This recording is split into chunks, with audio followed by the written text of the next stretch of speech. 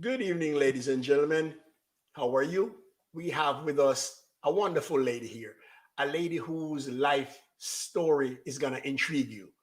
This is a story of adversity, hard work, and triumph over adversity. And it's not done yet. Ladies and gentlemen, welcome Pearline Blackwood. Thank you for Per- having me, Gary. good, ma'am. I'm happy you're here. Pearline is an immigration lawyer, a motivational speaker, a writer, and a financial advisor. So, Ms. Blackwood, we're here to pick your brain this evening. Tell us a little about Pearline. That sounds like quite a lot of hats that I'm wearing at the moment. Where, which hat should I start with? No, just tell us about your background. Where you from? I, Childhood. okay, Right. all right, I can do that. So I was born in Port Mary Hospital in Port Mary St. Mary. I grew up in a small town called Geddestown, a little bit above Port Maria, going up the hill. And I grew up with my grandparents, well, my grandmother, in fact. My mother having migrated to England in when I was only 2 years old in 1962 in the rush of the great mobilization of workers who went to England. Okay. And my father, who was no fool, I suppose, took off right behind her. Um, and so here I was growing up with my grandparents and my grandmother in Geddestown. I went to St. Mary High School. I also for a very short period of time went to Port Maria High School for maybe a semester or two. I Okay. think it may have been only a semester or two. And then I left the countryside, which is where Port Maria is located, and moved to Kingston. Shortly after I got to Kingston, I what did I do in Kingston? Oh, Kingston was exciting. I went there as a Christian. By the time I left, I was not a That is funny. So Kingston was fun. I remember my first job in Kingston. I went to Kingston. I got my cousin who worked in a garment factory in on Bay Farm Road said, "Oh, you're so bright. I'm gonna get you a job in the office, and you're gonna be helping to make up the payroll and all a little office work." So she says, "Okay, I'm gonna set up an interview for you with the manager, whose name was Mr. Alberga." So I went to see my Mr. Alberga, looking very nice and very sharp, oil down and everything looking really nice.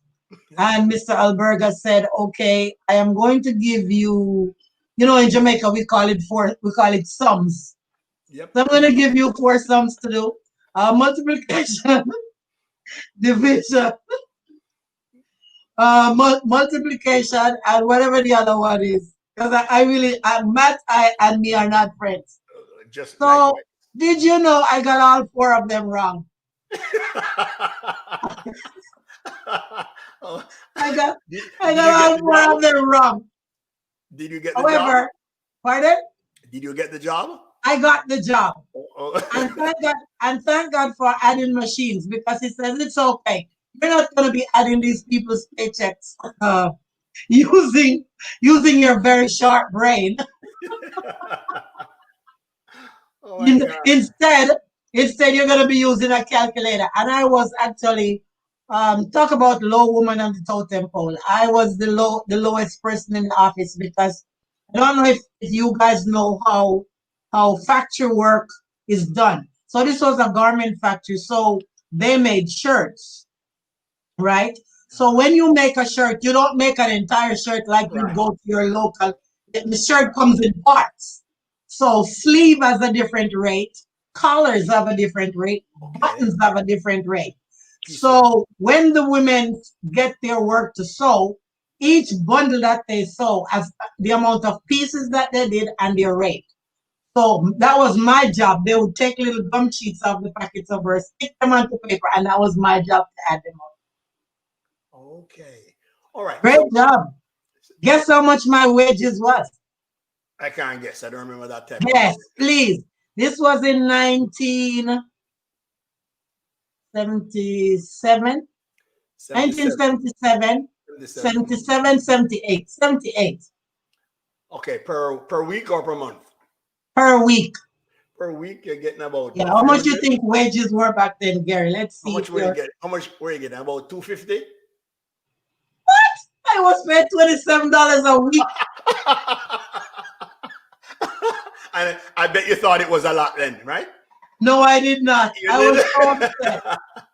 So, I was so upset. I said to Mr. Alberga, I said, well, Mr. Alberga, sir, $27 a week. Where am I gonna live? How am I gonna manage? He says, with a very sly look in his eyes, says, well, you have to find yourself a little help. I'm like, oh no, my God, this man could be my father. I can't believe he was saying that to me. Anyway, there was a girl who worked in the office, and so we shared. So it was like a rooming situation. Three girls get together, pretty much like how the young people do it today. They get out of college. Three or four of us get together.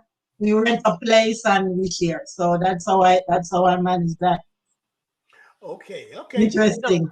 listen, I've seen some of your posts on Facebook, Yes. and you seem to have overcome a lot. Can you Mm. tell me some of those hard times? Explain some of them to me from where you're coming to where you are now. It has been an uphill battle. In what way? Um, I don't usually. I'm always encouraged, like my friends will say, "Why don't you tell your story?" I'm like, "No, I don't want to tell my story Yes. because I Well, always say, I want you to tell some of it. Some of it. I always say, if I tell my story, you're gonna cry, Oh my and I goodness. don't want people crying. No, oh no, So I I have a generally, handkerchief. I have a handkerchief right here. Go ahead. so I generally don't tell my story. But but I'm also a person who's very honest, right? And if Okay. I am asked, I will share the story. But I don't really go around and telling it because you know what I find, Garfield, is that complainers get nowhere. True. Complainers get nowhere. So a little bit about my story. So when I was growing up, and this is gonna sound quite funny coming, and now that I'm saying this, especially at the position and the level where I am now, is that I really didn't have an ambition to have a career. Okay. I didn't want a career. What I wanted was a family. My goal was, my dream was, I was gonna get married to a doctor. Don't ask me where I was gonna meet him. We were gonna have two children, Mhm. and I don't know if you know this lady. There was a woman who was the vice principal at Free Hill Primary for a while. Her husband used to be on a marl pit. I don't know if you remember them. And I realized that I had modeled my. She was a mentor to me. She was a role model to me, and I didn't even know it because she drove an orange VW, which is what I wanted. And she Uh-huh. has two children, Annette and Denise, Andrea and Denise. Okay. And she was married to this man who I know he owned a whole lot of dumper trucks. He had a marl pit. Uh-huh. I'm trying to think of the name of the lady.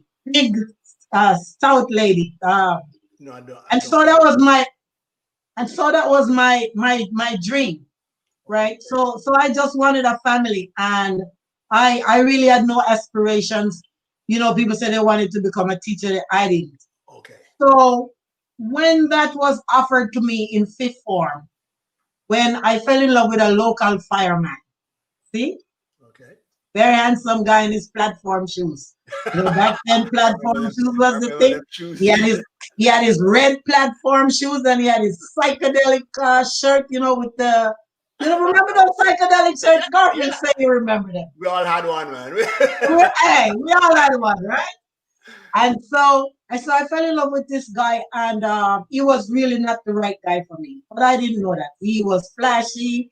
He presented everything to me that I thought he was gonna be. And so I got into a relationship with him, and he said, we're gonna get married. He took me to Portland. And this is the first time I'm saying the story actually out loud that people know about it. So he took me to Portland to meet his mother. We bought a ring, and I went to school. I remember it vividly. It was 1976 in January, Uh-huh. and I was scheduled to take at least 8 GCEs. Uh-huh. And I went to Mrs. Moncrief and I told her I was going to drop out of school. Wow. And I was going to get married. And I know, in looking back, I'm like, why did you do such a dumbass thing? Wasn't there anybody who could have said to you, girl, are you crazy? But Young then and again, dumb, as I right? said, my mom lived in England. And I lived with my grandmother. I certainly wasn't going to go home to tell her that this was what I was planning to do. So, you don't really have that conversation with your grandmother. But I did remember going to Mrs. Moncrief and telling her that. And she said to me, Pearline, why don't you leave the money where it is for the subjects? Leave it. Mm-hmm. And in June, when it's time to take the exams, if you change your mind, then you come back and we will cancel. And I told her no. I was resolute. I wanted the money back. I was moving. And so I took the money back and I went to live with this guy. Well, lo and behold, it didn't end very well. He was extremely abusive. Oh my God. Yeah. I told you, see, you made me start the story and now you're about No, to keep tear up going, over keep here. going, keep going. No, we want to So, know and he how you was overcame all that now.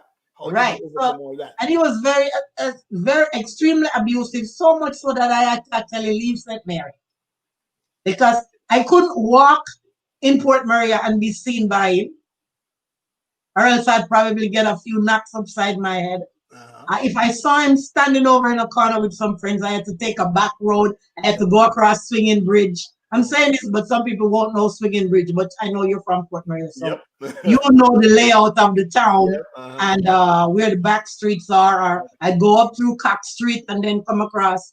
My God, it's a whole lot of So mhm.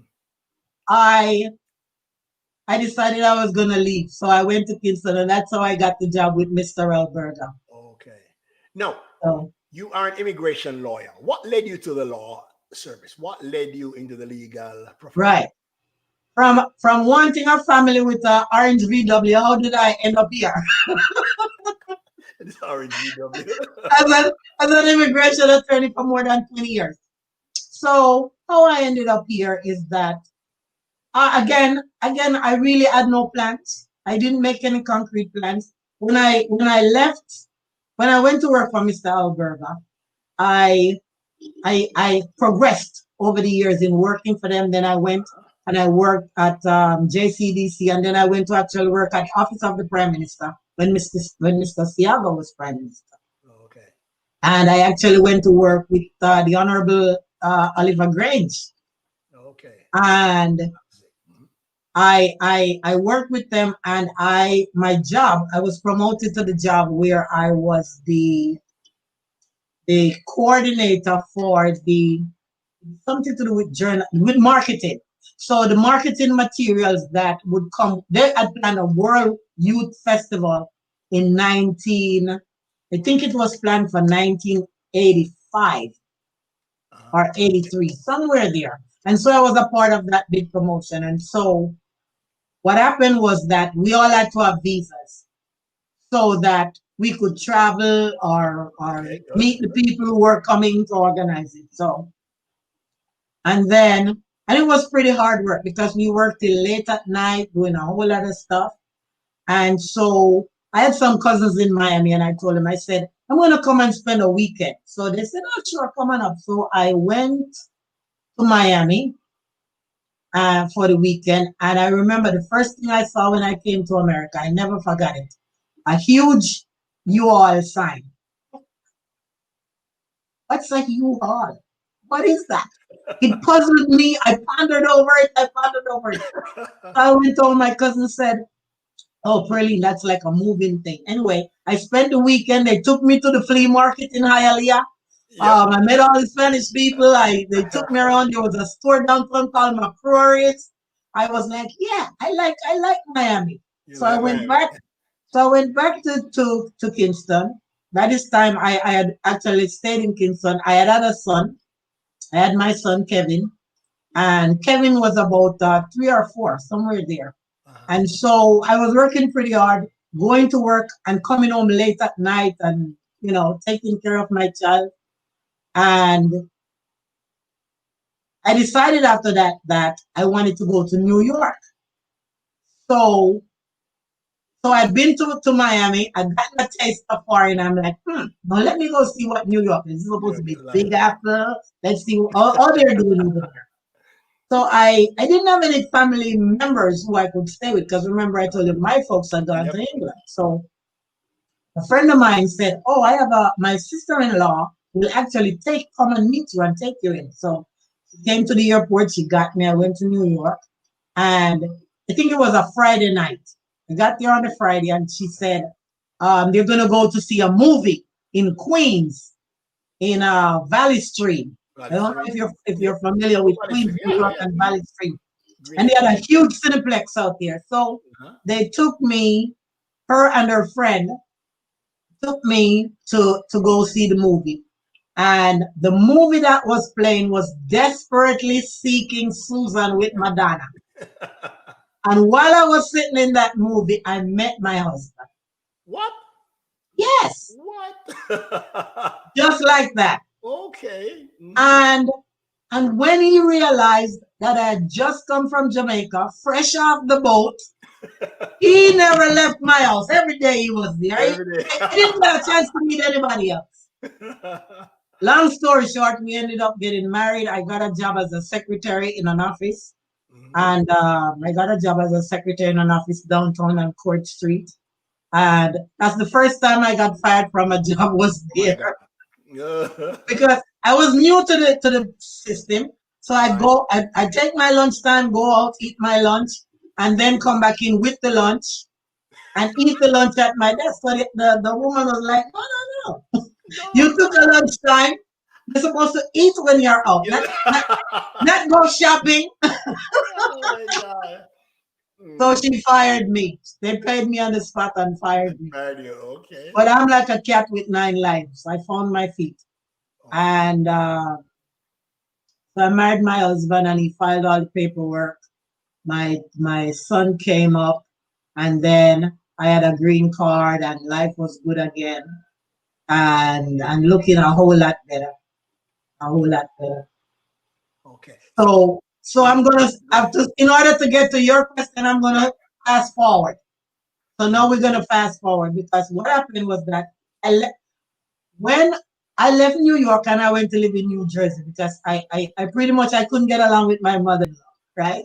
So I said, I gotta put some distance between this woman and her son. So I moved to Jersey. Oh, you separate. Wasn't a lot of space, but still we went to Jersey, God rest her soul.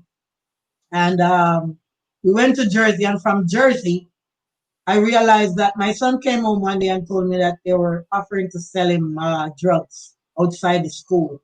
And I Okay. said, we got to get up out of here. Get out of here. So I moved and I came down to Florida. We actually lived on Miami Beach, Oh, all okay. the way downtown on Miami Beach.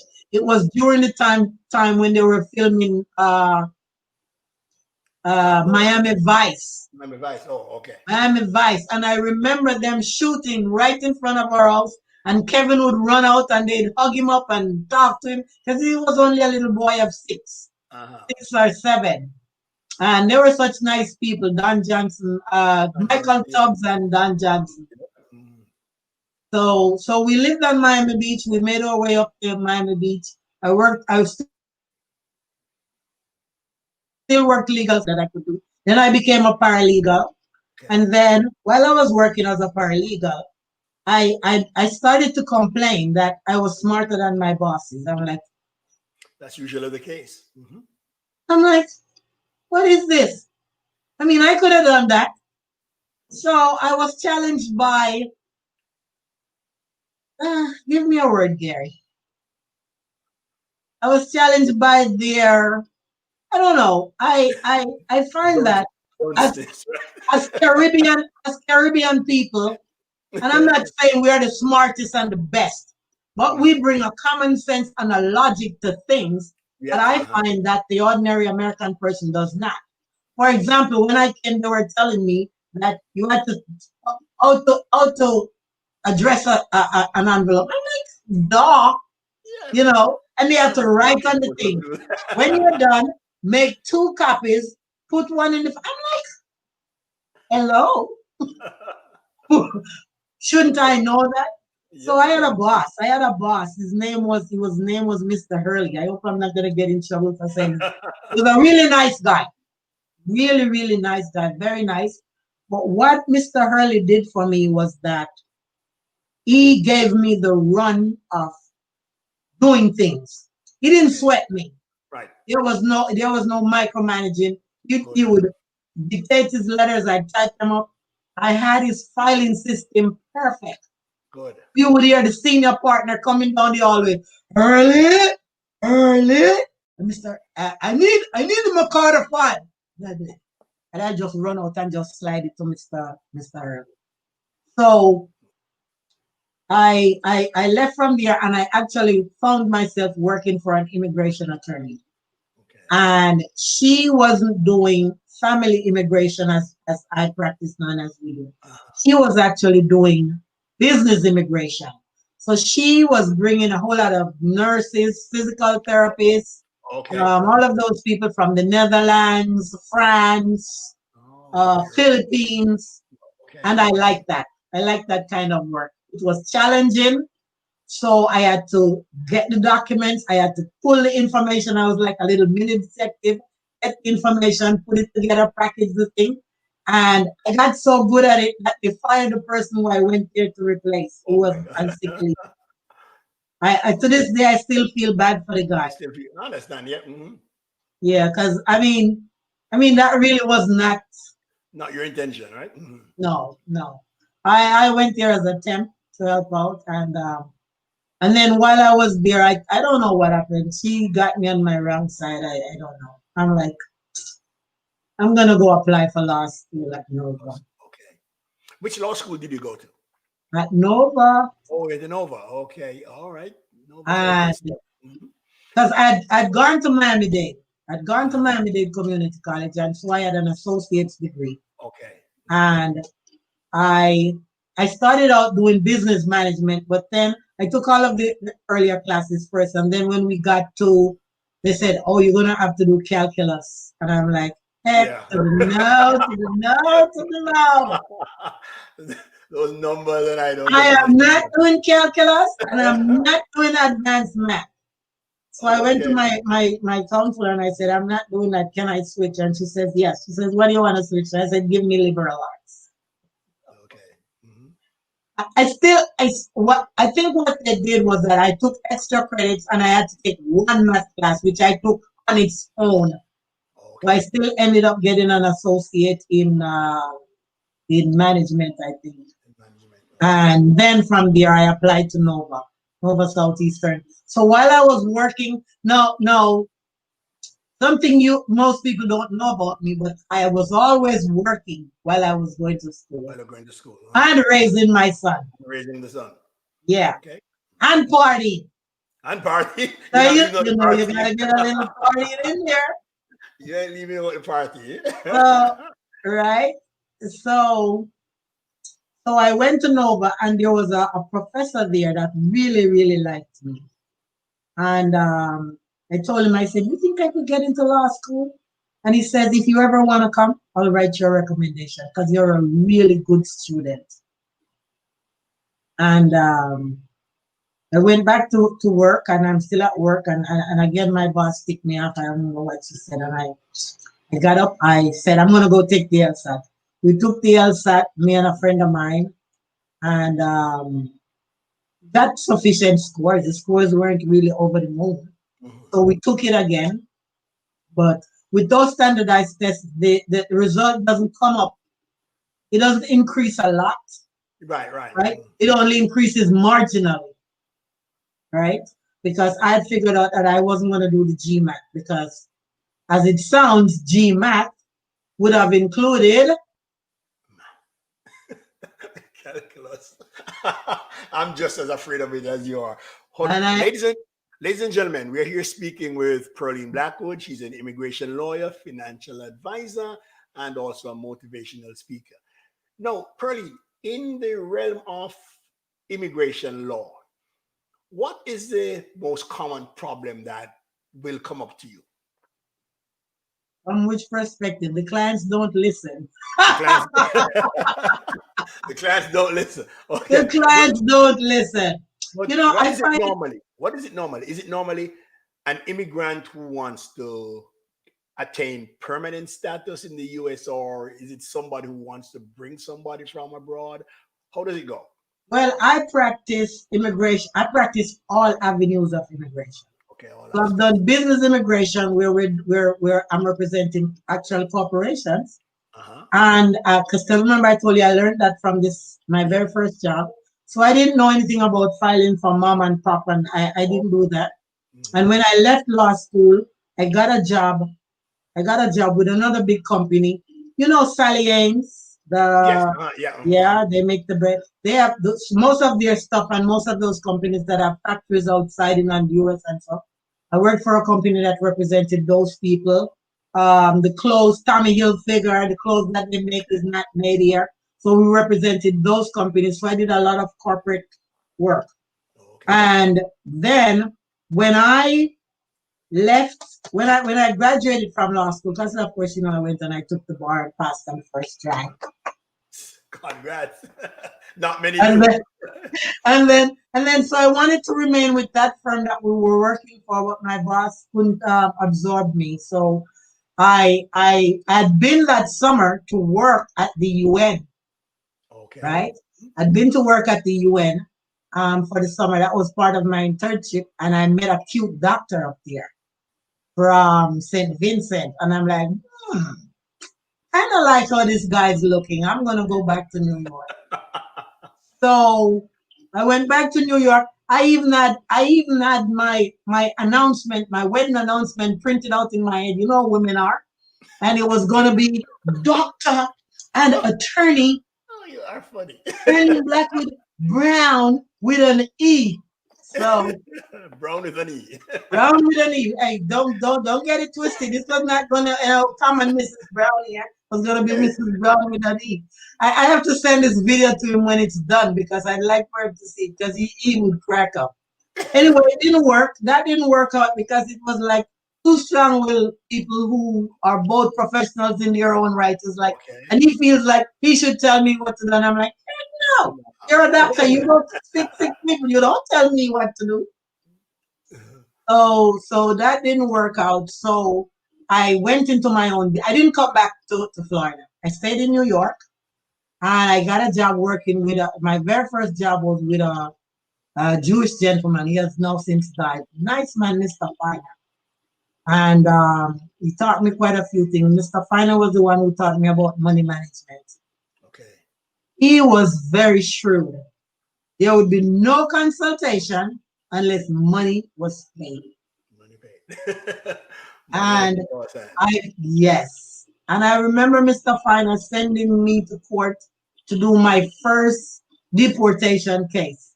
Okay. Hmm. And so now I've gone from corporate immigration work to Hmm. representing people in court, which Okay. is a total different Well, a total different, different ball. different game. Now it's court work. So I went to court and the judge called my name and I didn't even remember my own name. The judge was like, "Who are you?" I'm like, Oh my mm, mm. God. and, and then finally she says, "And you are here on behalf of, like you said, Mr. John Doe." And I said, "Yes, sir. I work with Mr. Finer, and he has asked me to come in instead because it is, I think it was Yom Kippur or one of those Jewish Jewish holidays, and the holidays. sun can't set, right? And the hearing was in the evening, so he sent me." And I said, "He's training me," and I never forget what the judge said. Her name was Judge Lamb, and she says, "Well, I don't know about the training you are getting, but I wouldn't tell anybody that he's training you." And I'm like, "Ooh, Oh, oh, so that shook my you up. boss doesn't have a good reputation over here." Oh, that shook you up. So, Hmm? pardon? That shook you up.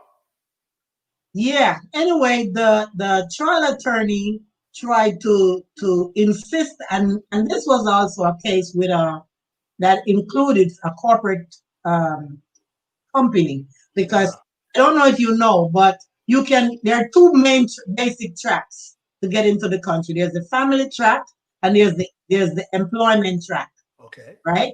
So all my training and my experience had been the employment track. Employment So track. this company had filed for him, and now he was ready to actually get the green card. So when the company files for you, they do the petition, and then when you're ready to get the green card, you actually do the application for the Okay. green card. So he had gotten his approval for the petition, and he was now before, but he had been put in deportation proceedings while he was waiting. I don't know what he did, why he wound up there. And so the judge said to me, "Oh, Miss Blackwood, I don't think we can give him the green card because he he has to prove that he's not a part of the company." And I'm like, "No, no, no, judge, that's not what the law says. It says it right here. Da da da da da da. Boom, boom, boom, boom, boom." I'm like, What? You're telling the judge about the law? What? "Yes, that is the attorney's job to Okay. present the law. That is your job to educate the judge and say, no, judge, the law says."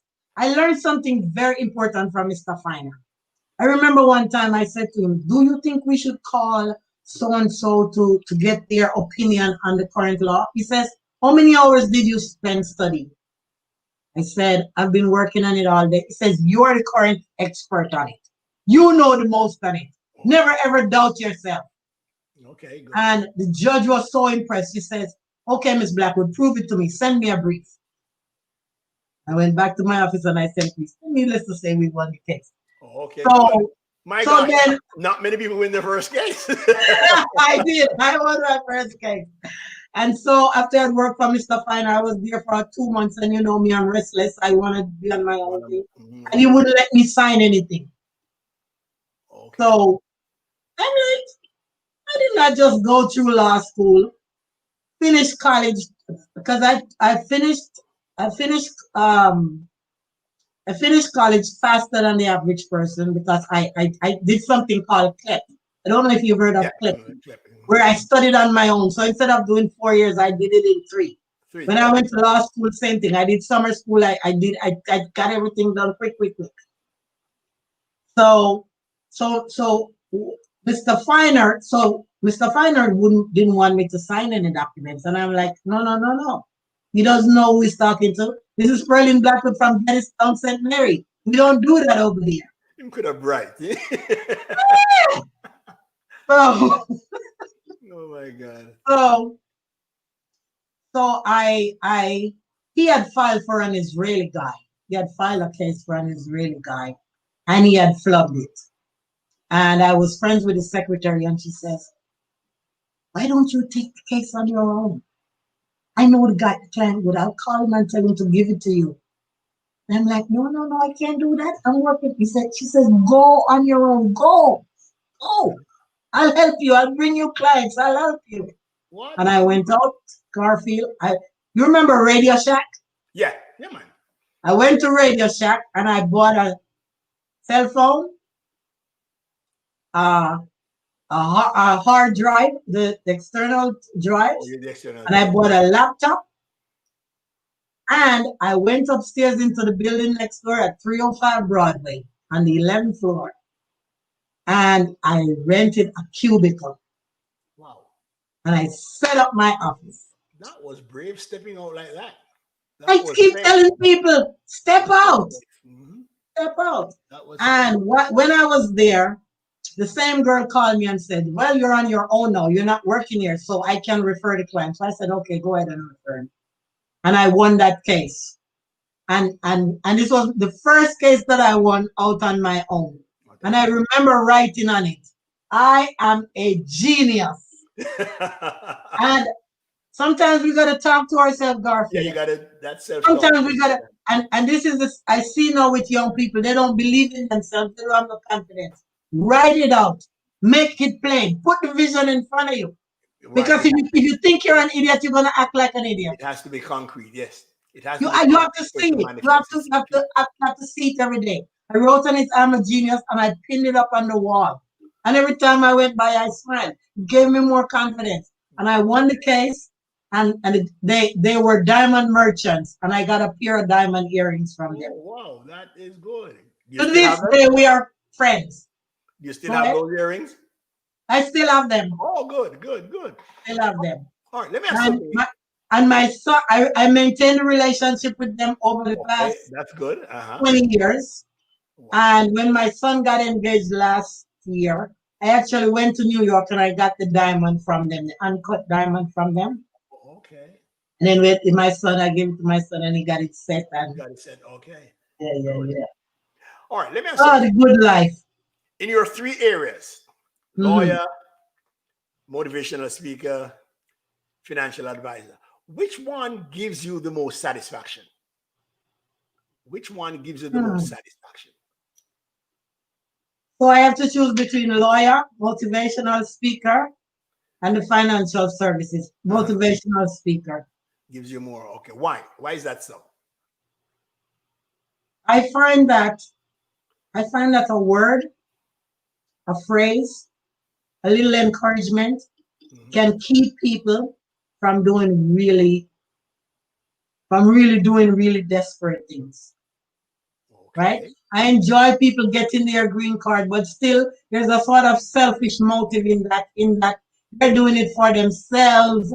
It's something that they're doing to get to where they're going. I'm getting paid for that. But as a motivational speaker, sometimes, and I say this all the time to young people, I like to talk to young people. I tell them all the time, I said, don't write yourself off. You do not know the plan that God has for you. Okay. And Oprah Winfrey always says this: God can write a bigger dream for you than you can write for Right for myself. yourself. Mhm. I am sure, even though you're from St. Mary and close to where I live, we went to the same high school, Garfield and I. I don't know if you know Gettystone very good. Yeah, man, I've been But to Philistine. I don't know it very well. I've been there a couple of times. I tell people, I remember one time, the house that I was raised in, we had two rooms, an outside kitchen, an outside toilet, and I had to carry water, Take care of water. bananas, wood, a whole lot of things on my head. I had to carry. I remember I have a scar at my neck when I was 12. I had an operation. Do you remember a doctor called Dr. Akpadio? Yeah, Dr. Faber. Yeah, Yeah. yeah. So I had an operation, and for that summer, Dr. Akpadio said, Pearline can carry no water, no bananas. I was like, yes, God. Oh my God. Oh And Lord. so, and so, as I was saying, I grew up in this really, really, really two-bedroom house. So when I started to go to high school, my mother got some money together and my grandmother, and they put on a room for me so that I had my own little room. Okay, good. And I took a picture of it. Took a picture of it, and I put it in my office on my wall. All right. And when people would come in and say, Miss Blackwood, I don't have any money I can pay you, I would say, that's my grandmother's house. Would you like your grandmother living there? And her granddaughter is an attorney? The answer was always no. So No. I'd always get paid. You always get paid. That's a good trick. But with your profession But it was the truth. It is it is the true? truth. Yep. I mean, I came from a little two-bedroom. And you have to When keep it's not a two-bedroom, it's a two-room. and you have to keep it there as a reminder. But let me ask Yeah, you something. yeah. From where you're at now, looking Mm. back, is there anything you regret? Is there any other path you could have taken that you regret not taking? Looking back. No, No?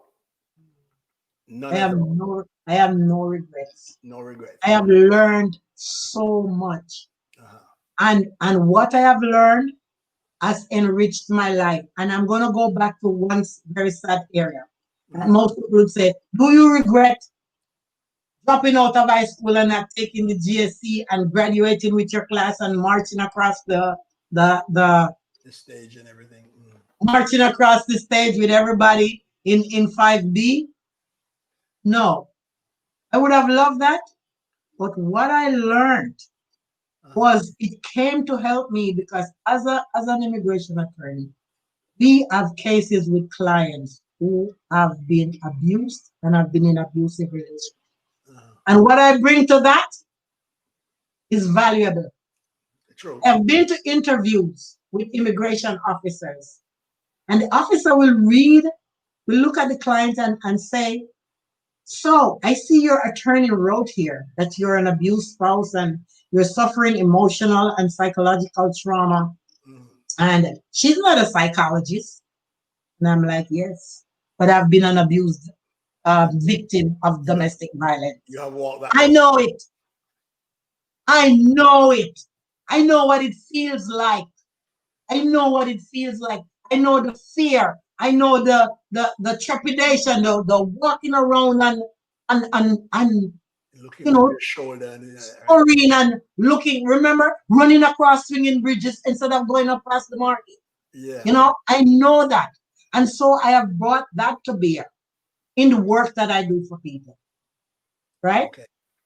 So everything that has happened to me has been a blessing, and it has helped me to be for somebody or do for somebody something that they need. But I don't regret anything. All right. People, listen, people have certain beliefs about lawyers. One of the beliefs is that lawyers make a ton of money. Not true. Not true. How much of it is just hard work? I would say almost all of it. Our job is very demanding.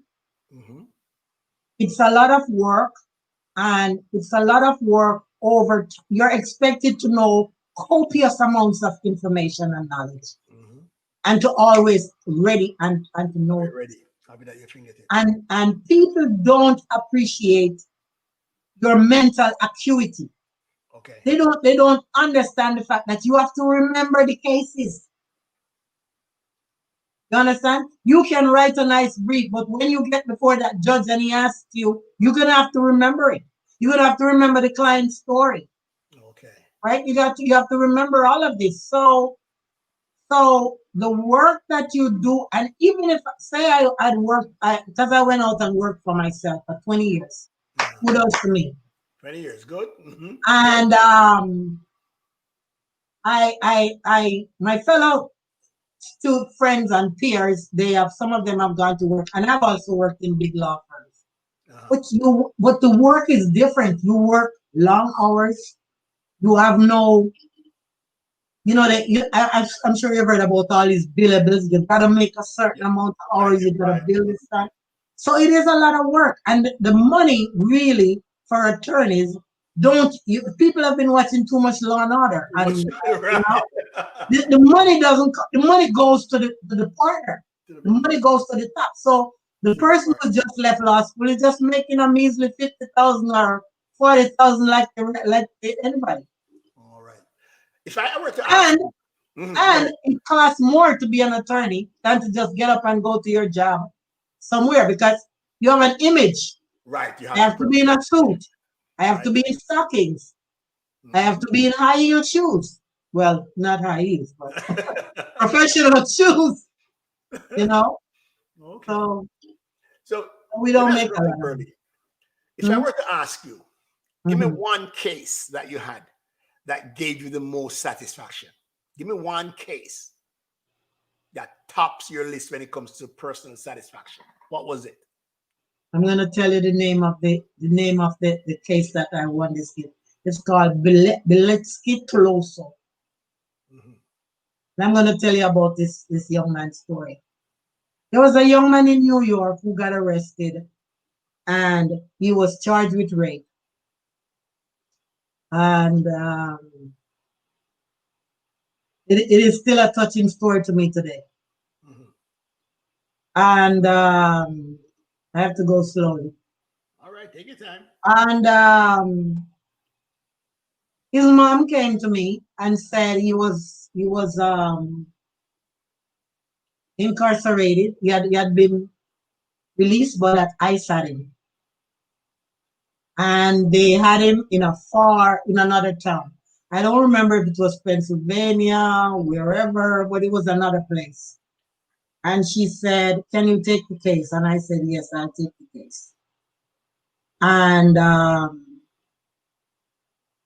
We had to drive to court to this far place. I can't remember where it was, but I'm going to say York, Pennsylvania. I'm going to make it up. It's not the real place, Mhm. but I remember it was our Buffalo. It was somewhere we had to get up and drive at the crack of dawn.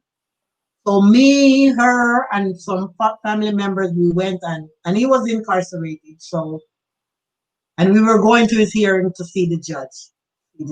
And I remember the judge called him up, and they called his name, and he came forward, and the judge said, "Are you? How are you going to?" I had presented my case because the judge wanted to know, Uh-huh. what relief? How is he not going to be deported? And I said, "Well, judge, he has a girlfriend. I think they had planned to get married before all of this happened, and I didn't say men as usual. I didn't say nothing like that. I just said, we may have gotten himself into a situation. We don't know the ins of it because this happened in the criminal court. Here we are now in immigration court. Immigration court. Mhm. And but I do know that he's going to marry his childhood sweetheart. They grew up together and went to high school together and everything. And the judge said to him, and so I'm going to call him John Doe. And I call everybody John Doe. And the judge says to him, "So, Mr. Doe, what are your plans for your life? What do you want to do?" And he says, "Judge, if you give me the opportunity to get out of this jail, you release me on bail, and I get my green card, I'm going to go to college." And the judge laughed. The judge laughed. To Mhm. this day, I see him laughing. He says, "You're locked up behind bars without a green card, and you're going to go to college?" And he said to the judge, he says, "Judge, with God, I can do all things." And I'm telling you, a chill ran through me. And the judge gave him the bail. Mhm. Came home.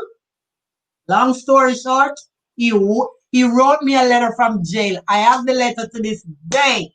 Mhm. It's framed and in my office on my wall. It's somewhere in here over here. I don't remember where it is. If I had known you were going to ask about it, I would have had it ready to show. Right. Okay. And he says, "Miss Blackwood, I know you're a great lawyer, but God is greater than all of us, and He will help you to help me." Mhm. And not only did he get his green card, he went to college. Okay. He went to, let me tell you, my eyes are tearing up. He went to college. And that is why I've been an inspirational. I remember when I'm going to take it even further. And this is why this case is memorable to me. Uh-huh. When he got bailed, so he left from this far place, Buffalo, and we went back to New York, which was his hometown. Uh-huh. The immigration judge said, um, "What did he do?"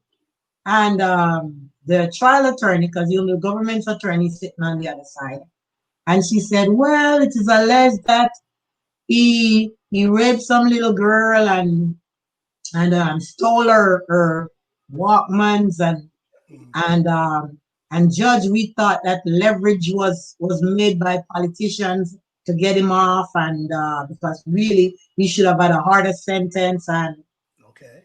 the judge said, "Blackwood, I want to see, I want to see the I want to see the case of the criminal court judge. I Uh-huh. want to see why he didn't get a harsher sentence. I want to know why, if he was leveraged." Okay. And I said to the judge, I said, "Your Honor, you have no right to that information because the if the criminal court judge, you cannot go and review a law court's judge a case Okay. when you have no control or no authority over that judge. Okay. You're an immigration judge. He's a criminal case judge. You're not an appeals court judge down there. Whatever what you're questioning that judge's authority to rule his own case, to make his own decision. Okay. Mm-hmm. And I said, and the law says that the immigration judge should not go behind the case to dig for dirt, basically. Okay.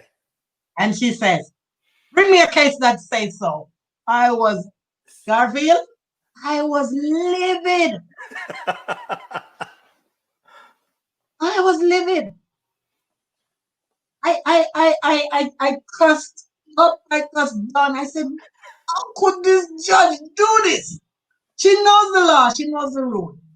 Mm-hmm. And she had given her orders. She said she wanted to see the case. Uh-huh.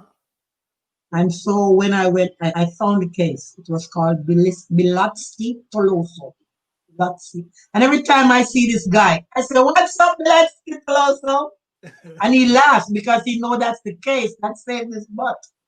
Because that case said, the judge, and I said to the judge in the brief, I said, Judge, if you go beyond this case, you will be appealed and your good name will be tarnished. Oh my God. I was bold. And the judge said, since you found the case, let's tell us it is. I'm gonna get the young man his green card. And the lady who was the trial attorney Okay. became a judge and remembered me, how I'd beaten her. Okay. All right. All right. Let me ask you something again. What advice would you give to a young person who wanted to get into your field of work? What advice would you give them? Be prepared to study. It is not easy. Be prepared for some hard work. You gotta be disciplined. Mm-hmm. And you gotta want it more than you want anything else. Okay. Like I said, I got into this because I wanted to beat people. I have a competitive spirit. I wanted to beat. Okay. I'm gonna trash you. Wait. At St. Mary High, what house were you in? Oh, my house was a losing house, Henry. I was in Henry House too. You too. I was I also remember. in Henry House. I remember every Friday morning we're singing, "No man Good is island. loyal." Oh my God, I didn't I like did it. too. All right. My next question is: as a lawyer, you've got to do a lot of reading, a ton of reading. Do you ever get a chance to relax with a book, a novel, anything like that? Yes, all the time, and I play Candy Crush. Okay. And I take lots of vacations. If anybody follows me on Facebook, Yes, I mean, they to will see see that. that I take tons of vacation. I'm taking one next week. You Oh, need to clear your mind, yeah, and recharge your and you batteries. Yeah. and you need to recharge the batteries. Mhm. I don't believe in people talking about, oh, I'm gonna take a week and stay home and tidy up. Oh no, I'm not staying home and tidy nothing.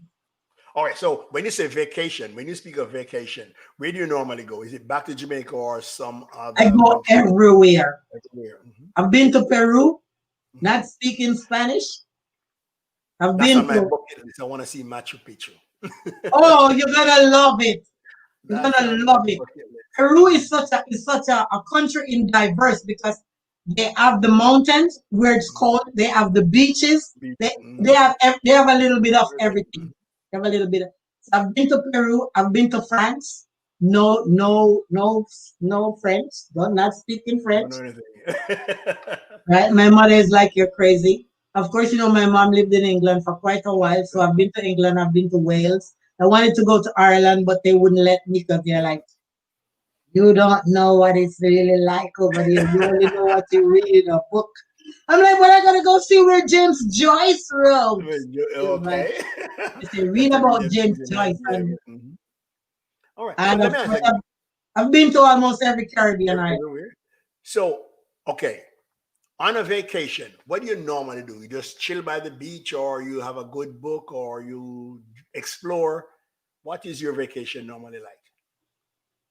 Depends on where I am. If it's somewhere where I've been before, I'll do the touristy things. Like when we go on a cruise, I get off every day. They go into a new town, and I Okay. go with the tour guide, and I learn about the place. If I go to Jamaica, my thing to do is I do a mix.